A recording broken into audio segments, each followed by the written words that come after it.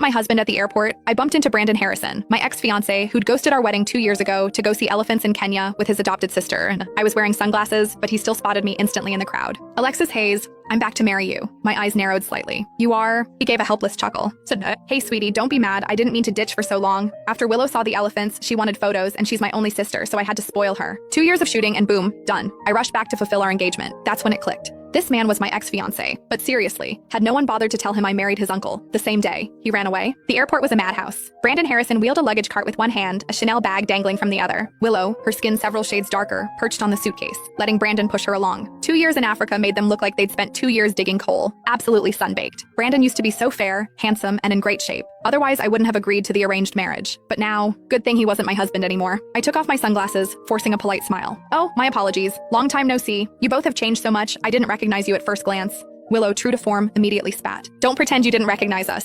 You're obviously here to pick up Brandon. If Brandon and I hadn't ditched our phones and gone completely off-grid after we left, you probably would have tracked us to Africa yourself. Honestly, I don't know what Brandon sees in you. You're just a pretty face with nothing else going for you. Willow huffed, turning her head away dramatically. Brandon ruffled her hair, a helpless smile playing on his lips, and playfully poked her nose. You can't be so childish after Alexis and I get married. Otherwise, I won't take you on your artistic journey to Africa next year. After calming Willow down, he turned to me, explaining, she's just got a childish temper. You know her dad died protecting me in that car crash, and she lost her father because of it. Once we're married, we'll be a united front. I hope you can look out for her. Treat her like your own sister. Was he even listening to the BS coming out of his mouth? I rolled my eyes, a silent, elegant dismissal, and flashed the wedding ring on my finger. Mr. Harrison Jr., thank you for bailing on me back then. It led me to a man 1,000 times better than you.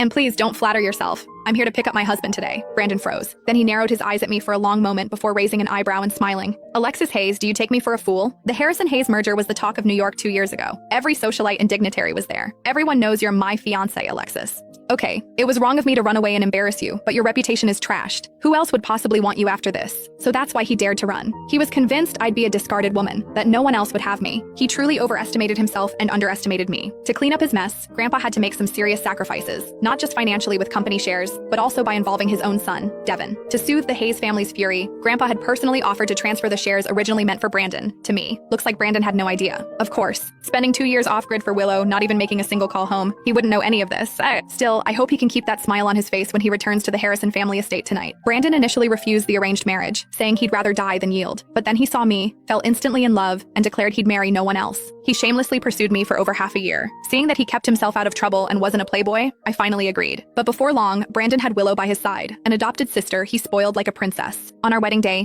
he got a call from her. Brandon, remember what you promised?